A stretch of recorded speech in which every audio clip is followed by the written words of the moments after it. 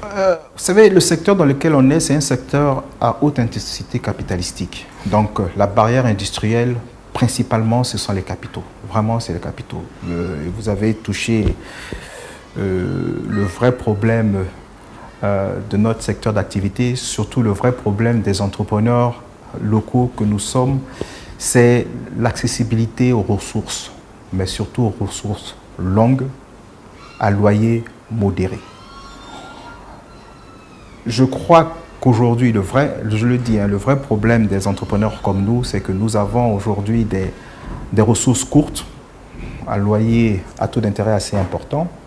Et si on veut que des pays comme les nôtres, des pays en voie de développement deviennent des pays émergents, je crois qu'il faille une volonté politique très forte, mais vraiment une volonté politique très forte, d'aider les entrepreneurs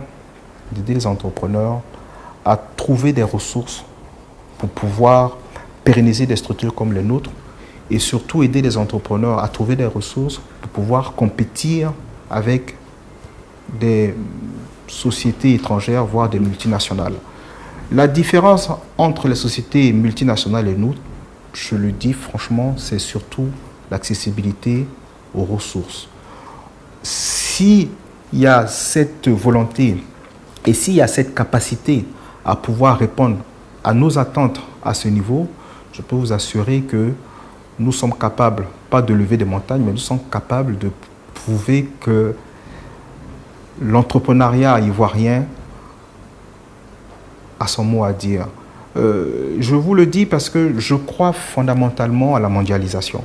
Et quand je dis à la mondialisation, je crois à la mondialisation en termes d'affaires, mais je crois aussi à la mondialisation en termes de personnes. Et quand je dis de personnes, c'est que aujourd'hui, et je suis fier de dire qu'il y a 10-15 ans, il n'y aurait pas autant d'Africains, autant d'Ivoiriens qui essayaient de créer des affaires et créer des sociétés.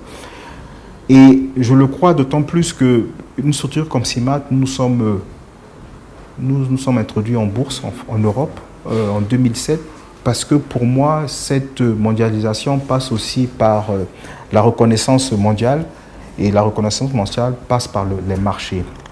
Et les marchés des capitaux permettent la pérennisation d'une structure, permettent une certaine notoriété, une certaine crédibilité, mais surtout ça permet de commercer ou de faire des affaires avec le reste du monde ou les autres pays.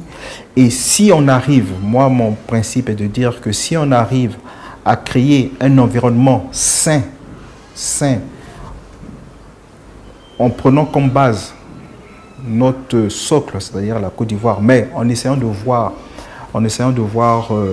à l'extérieur, je pense qu'il y a beaucoup de choses à faire dans ce pays, surtout pour nous et surtout pour les gens qui veulent investir.